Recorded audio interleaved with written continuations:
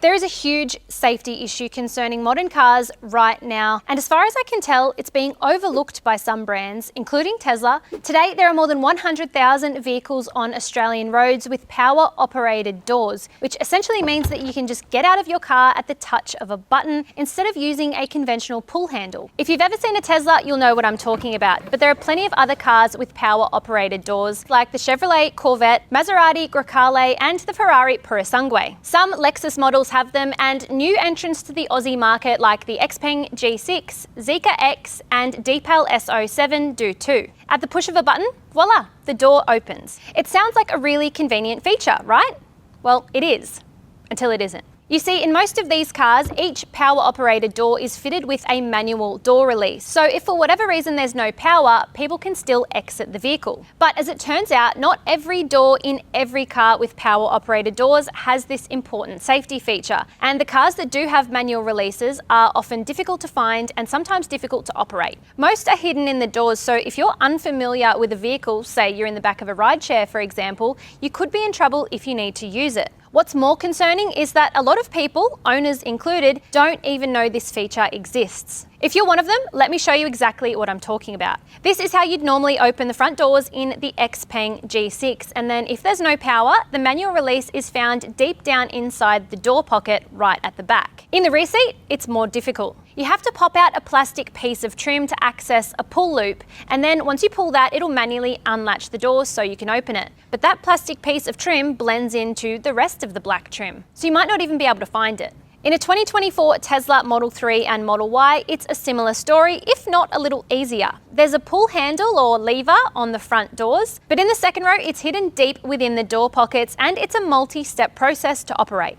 But here is where it gets a bit messy. There are tens of thousands of Tesla vehicles that don't have these manual releases in the rear doors, only the front. In fact, the Australian Owner's Manual for the Tesla Model 3, built between 2017 and 2023, clearly states that only the front doors are equipped with a manual door release. In the Owner's Manual for the Model Y, it states that not all Model Y vehicles are equipped with manual release for the rear doors. So I went to a Tesla showroom to get some more information, and I spoke to a salesperson who told me that the manual release was removed from the rear doors of the Model 3 because kids kept playing with it and opening the doors. When that salesperson was distracted, I went looking for it in the Model 3 and I found it at the very bottom of the carpeted door pocket. But to be honest, if I wasn't looking for it, I probably wouldn't have even known that it was there.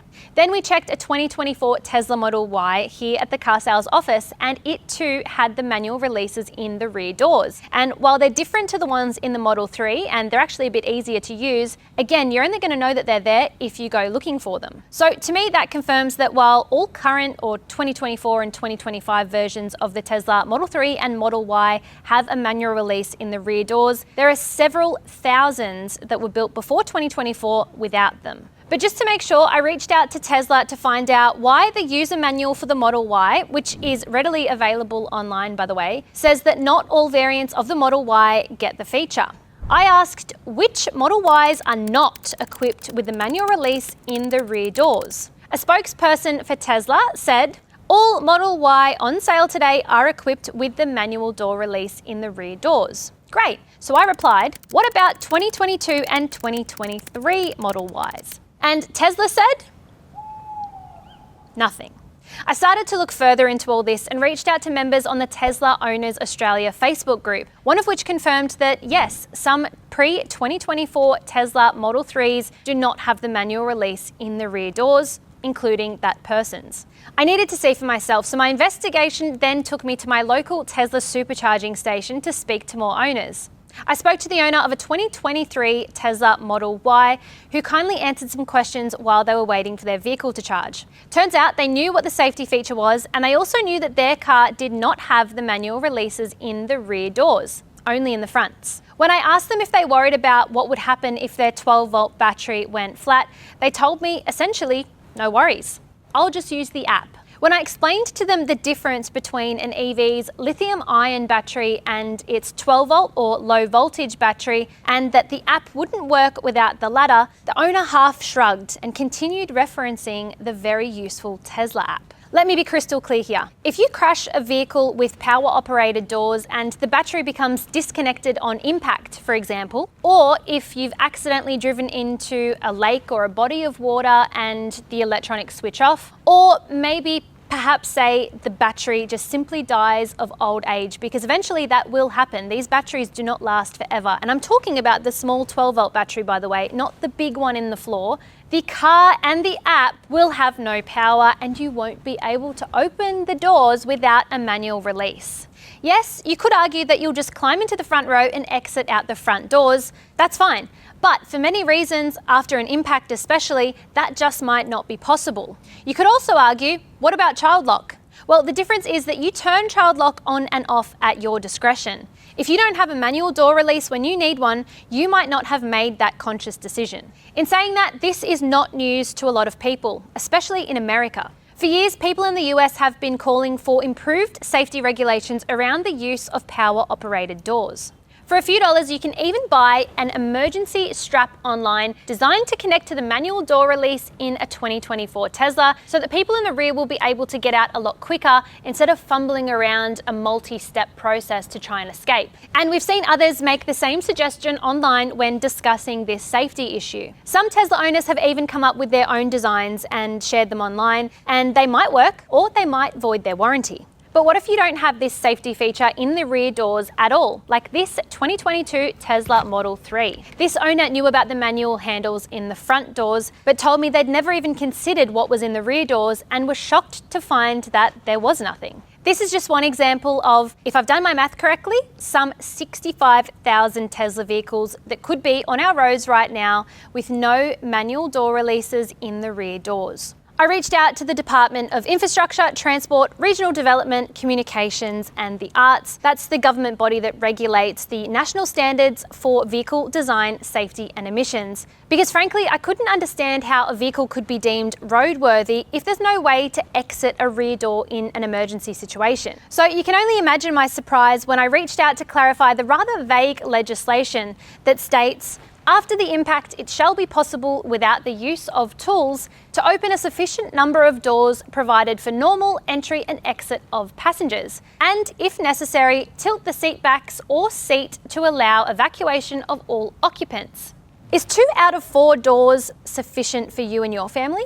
Essentially, after a bit of back and forth, the Department of Infrastructure said the doors should be openable from the inside and outside after a dynamic side impact and an offset frontal impact. When I asked to speak to someone who could answer a few more questions, I was told that no such spokesperson could be made available. I also asked them if a 2022 Tesla Model 3 could be considered non-compliant because it doesn't technically adhere to the legislation. And the department said, "Hi, Alexander. Please email through all of your last follow-up questions for a final written response. That would be much appreciated. In the meantime, we'll seek a written response from our experts on your particular scenario you've outlined below in your email." Days later, we got that written response, which said, "Generally, the information on opening doors with no power is covered in the owner's manual of the car. The owner's manual of Tesla Model 3 is available on their website." So where does all this leave us? Well, with a lot of questions, to be perfectly honest. How were vehicles without manual releases in every power-operated passenger door ever ADR approved for Australia? Have I missed something? Maybe in the eyes of the law, it's perfectly safe. I've also reached out to Australia's Independent Automotive Safety Authority, NCAP, which crash tests new vehicles in Australia. They said the door release issue was interesting and that they're now looking into it, so we'll be sure to update you when we get a response. It seems irresponsible to me that no one appears to be addressing the seemingly most basic safety issue of being able to easily escape a burning vehicle, for example. In 2019 and 2022, the Tesla Model 3 and Model Y were respectively awarded a 5-star NCAP safety rating. But if you crashed one tomorrow, an adult in the rear seat might not be able to get out. I'm not suggesting that this is NCAP's issue to solve, but if the safety body is testing things like AEB and vehicle submergence, for example, the door release issue is probably something that it should be testing too. The onus is on vehicle owners to do their own research and know their own cars, as much as it is on manufacturers to inform buyers when they're purchasing a new car. Look, it's highly likely most people will never have to use a manual door release, and I truly hope that they don't. But if and when it is required, it shouldn't be as complicated and murky as it is in most cars. Am I making mountains out of molehills here, or does this issue need more scrutiny? Let me know in the comments.